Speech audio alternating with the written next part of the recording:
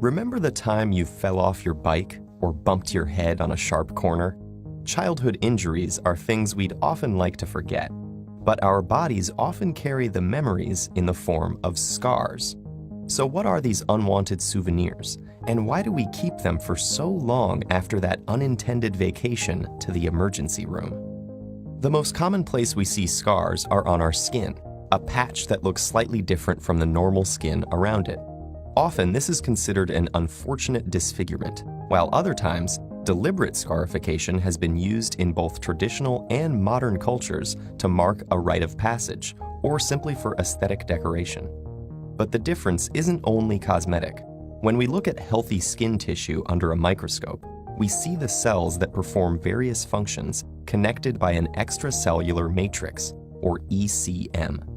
This is composed of structural proteins, like collagen, secreted by specialized fibroblast cells. Well-arranged ECM allows for transportation of nutrients, cell-to-cell communication, and cell adhesion.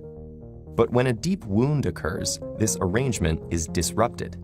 During the process of wound healing, collagen is redeposited at the wound site. But instead of the basket weave formation found in healthy tissue, the new ECM is aligned in a single direction, impeding intercell processes and reducing durability and elasticity.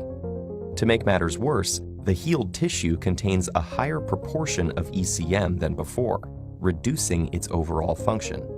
In the skin, the overabundance of collagen interferes with its original functions, like producing sweat, controlling body temperature, and even growing hair. The scar tissue is fragile, sensitive to changes in temperature and sensation, and should be kept in moist environments to maximize healing. This presence of excessive fibrous connective tissue in an organ is known as fibrosis. And if that term sounds familiar, it's because our skin is not the only organ vulnerable to scarring. Cystic fibrosis is a genetic disorder that causes scarring of the pancreas, while pulmonary fibrosis is a scarring of the lungs, resulting in shortness of breath. Scarring of the heart and the buildup of ECM following a heart attack can inhibit its beating, leading to further heart problems. What's common to all these conditions is that although it retains some of the original functions, the scar tissue formed after a wound is inferior to the native tissue it replaces. However, there is hope. Medical researchers are now studying what causes fibroblast cells to secrete excessive amounts of collagen, and how we can recruit the body's other cells in regenerating and repopulating the damaged tissue.